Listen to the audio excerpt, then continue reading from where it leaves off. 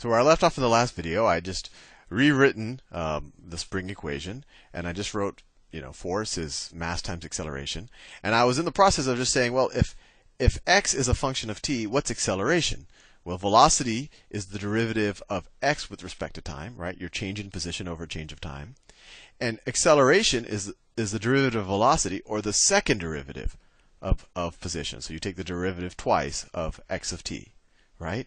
So let's rewrite this equation in those terms. So let me erase all of this. I actually want to keep all of this just so we remember what we're talking about this whole time. Let me see if I can erase it cleanly. That's pretty good. Let me erase all of this.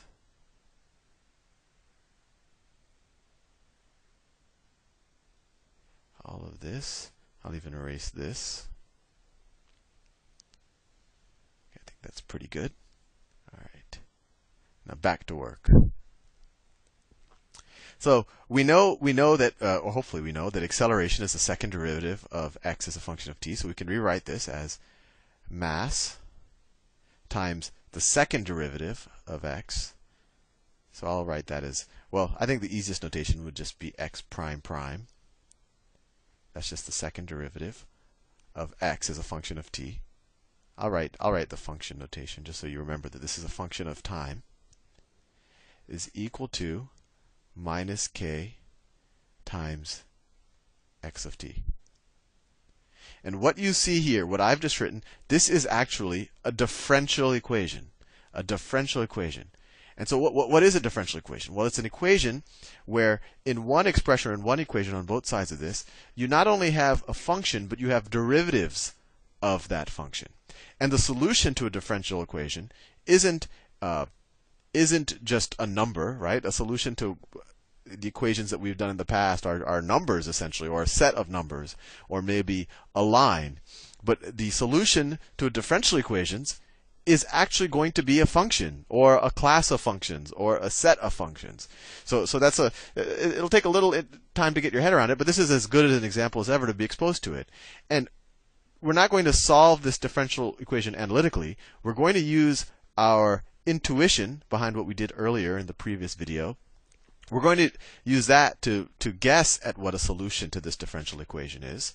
And then if it works out, then we'll have a little bit more intuition, and then we'll actually know what the position is at any given time of this mass attached to the spring. So this is exciting. This is a differential equation.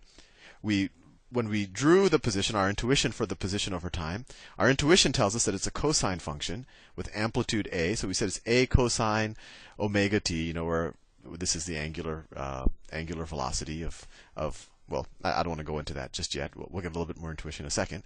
And now what we can do is let's test this expression, this function, to see if it satisfies this equation, right?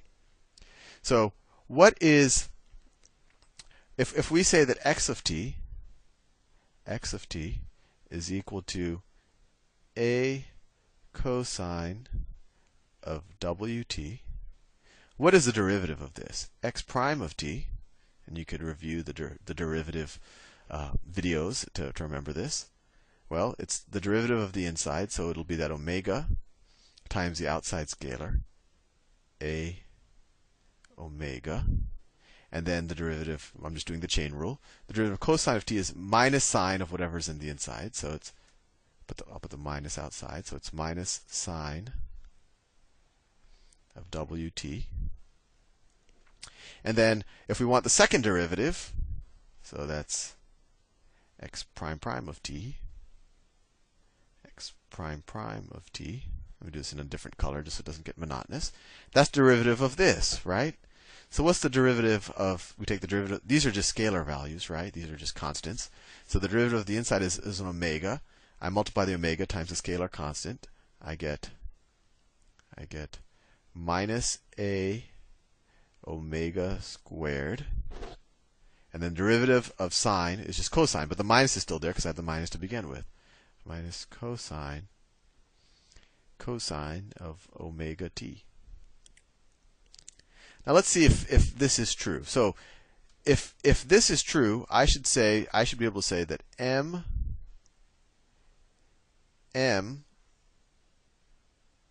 times the second derivative of x of t, which is in this case is this, times minus a w squared cosine of wt, that should be equal to